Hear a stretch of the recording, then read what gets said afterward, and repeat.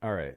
Here is something that most people don't know, something I definitely didn't know, and that is every time you type a question into an AI search or ask ChatGPT or use Claude, that would be Grok, Anthropics, all these Gemini, all these LLM models, you're using about 100 times more electricity than when you Googled the same exact thing. 100 times, that's crazy. AI already eats over 10% of all US electricity. That number is on track to double by 2030. I would imagine it would be even more than that. And a breakthrough just happened that changes all of it. So let's get into what this breakthrough is. And yeah, let's keep going. So let's put that into perspective. A standard Google search uses about zero point 0.3 watt hours of electricity, an AI generated answer, the kind now appearing at the top of your search results. So when you actually search on search engines now, a lot of times you get that AI answer, right there on the top left. They're trying to compete, and or that you get from ChatGPT or Claude, um, uses somewhere between 10 and 100 times more than that. Estimates vary by model and task, but the order of magnitude is consistent across every serious study. Scale that across hundreds of millions of queries a day. So ChatGPT alone has over 200 million active users. Crazy. Anthropic Claude probably has, they're growing like crazy. So, yeah, I mean, it's obviously growing across, everybody's using AI now. Not efficiently, most people are still using it like search engines, but everybody's jumping on the AI usage. And you're looking at electricity demand that rivals entire countries. Goldman Sachs projected AI data century power demand could grow 160% by 2030, which is only, well, less than 4 years from now. Microsoft, Google, and Amazon have all quietly revised their climate commitments because of it. The power grid was not designed for this. So you're not just asking ChatGPT a question, you're firing up the equivalent of a small appliance for every answer. Every day, millions of people.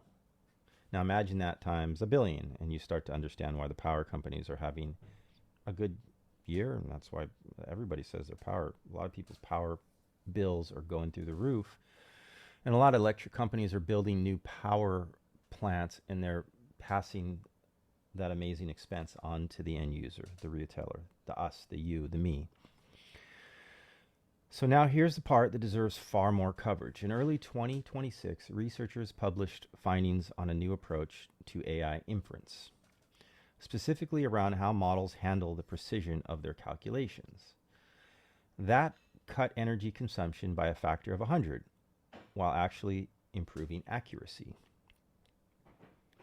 I know that ChatGPT had talked about this. They're starting to do things where you just auto picks the models for you and figures out the most efficient, and it figures out the model that will give the best answer for the question that you asked. The simplified version, previous AI models use high precision arithmetic for every single calculation, even when lower precision would give the exact same answer. The new approach identifies where you need full precision and where you don't, and adjusts dramatically. Less unnecessary computation, dramatically less heat, dramatically less electricity. Models that previously required data centric infrastructure can now run on hardware the size of a laptop. That's not an incremental improvement, that's a category shift, and it's already being integrated into next generation models. So when AI first came out, I remember thinking how cool it would be if I had the AI on my computer or on my phone and I could just take it with me even if I was offline. So we're going there, right? As the power of our computers increase and the amount of whatever terabytes and gigabytes that we have in our memory, we're able to have entire AI models, and they're becoming more efficient.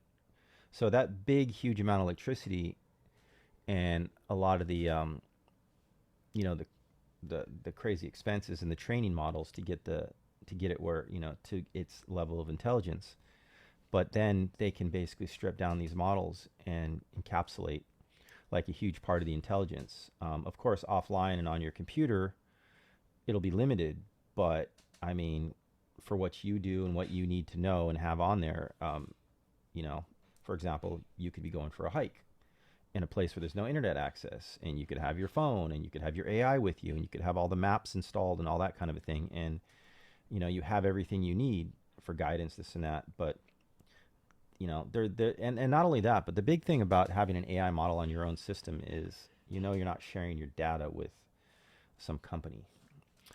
All right. Yeah. So, you know, we built AI that was enormously powerful and enormously hungry. And then some researchers figured out it was doing a lot of pointless math it didn't need to do. The energy savings from fixing that are 100 times. So I think we can all agree that more efficient energy, lower power bills, and more power that we can afford to use. Because right now, if you want the highest models, you know, as just like a retail end user, it gets expensive, you know, to have the most highest level of intelligence and tokens for just tons of stuff. So here's what 100%, 100x efficiency improvement actually means. Three things. First, cost. Electricity, you know, I keep doing this, but I keep forgetting to swap out the images. So I believe we're on image number 3 now. This is image 3. So here's what 100% efficiency, 100x efficiency improvement actually means. Three things. First, cost. Electricity and hardware are the largest expenses in running an AI service. If that cost drops by a factor of 100, it flows into pricing. Subscriptions get cheaper, API access becomes affordable for smaller builders like us, like me. New competitors enter markets that were previously too expensive to touch. The only thing that's the problem with this is when it's available to everybody, to you, me, then it's available to everybody, and it's no longer an advantage. Second, access. Efficient AI can run locally on your phone, on your laptop, without an internet connection, just like I was saying. That means faster responses, stronger privacy, and AI that works offline, which once again was exactly what I was saying. The move from cloud only to on device is already underway. This accelerates it by years. And third, the environmental math changes. AI's energy trajectory was one of the legitimate concerns about this technology's long-term footprint. So this doesn't eliminate the concern, but it materially changes the projection. So yeah, AI on your phone with no internet that runs efficiently. I'm old enough to remember when the question was whether your phone could play Snake. You guys remember Snake on the first like Nokias? There was no smartphones, but it was the coolest thing in the world. It's like, you can play games on your phone. No way, you know. You'd see people playing Snake and Solitaire and Sudoku. And you know what? I still play Sudoku almost every day. But anyways, we're not in that era anymore. Let's move on.